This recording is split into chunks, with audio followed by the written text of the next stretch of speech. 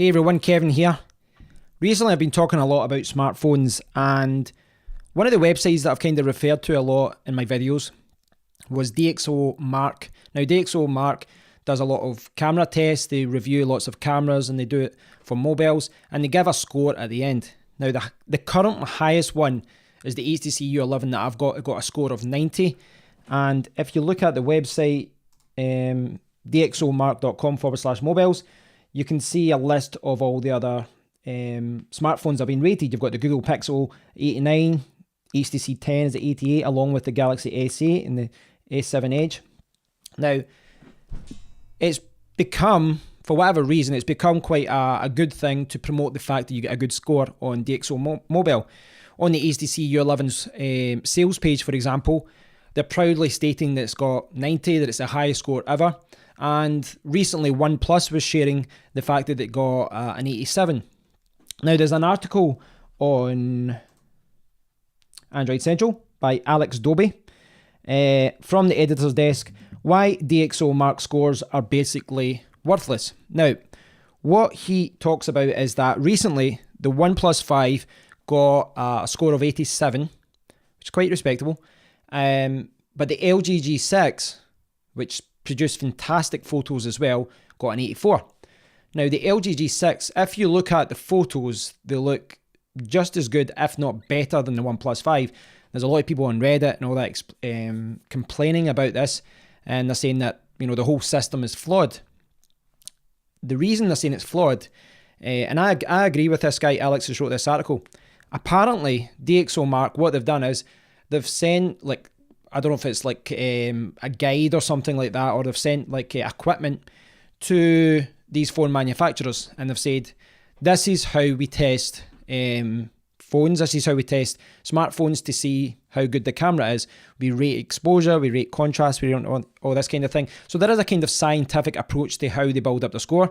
I think there's a human element as well, but essentially what they're doing is sending them a guide or something and saying, this is how we test the quality of smartphone cameras. Now, on the one hand, you could argue that that's a good thing. It means that they're teaching smartphone companies, big phone companies, they're teaching them how to produce better phones. But the way that they explain it in Android Central, and I have to agree with this, is they're teaching them how to beat the test. And I think that is correct. You know, because essentially what they're doing is sending them a guide and they're saying, okay, we're going to rank you in this, this, this, and this. So what they can do is build their smartphone sensors and the camera application and all the other software that goes along with it.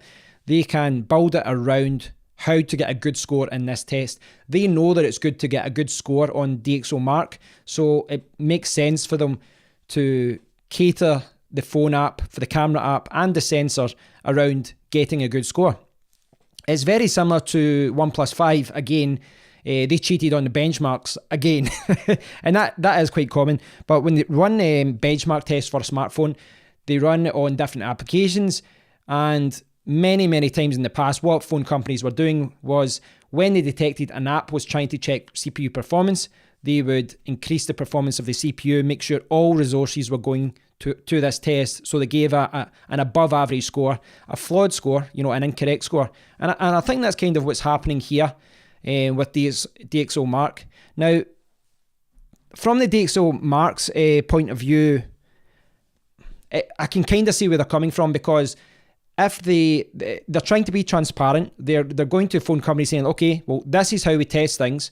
There's no mystery about it. We aren't just picking figures out of thin air. We're going to rate things on exposure and contrast. This is how we test it, and this is how we calculate scores. So I can understand that they're being transparent, but it does seem that when you're so transparent about how it all works, you are going to get phone companies taking advantage of that and then changing how their camera, you know, how their cameras produce photos, and they're going to change everything and gear everything towards getting a good score.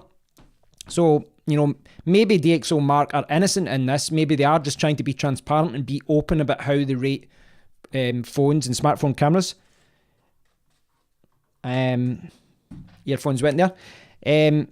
Maybe they are just trying to be transparent, but I think the fact that people are not happy with the scores, I think there's a high risk that if they don't fix this in some way, or they don't acknowledge the fact that companies do know, there is a good fact that there is a very high chance, I believe, that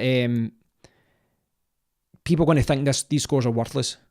And once, if you've got a website that everything is based upon, your rating system, and it's based upon you giving really good, honest reviews, which is what they've had a good reputation for so far. If people start doubting the validity of those scores, they don't agree with them. They think that it's skewed. They think that you've maybe done a partnership with companies. You think there's something going on under the table. Then I think you're going to lose any respect you have in the industry. So I'll leave it on to you guys. Let me know what you think about DxOMark. I'll leave a link to the website and you can check it out, and I'll leave a link to this article as well.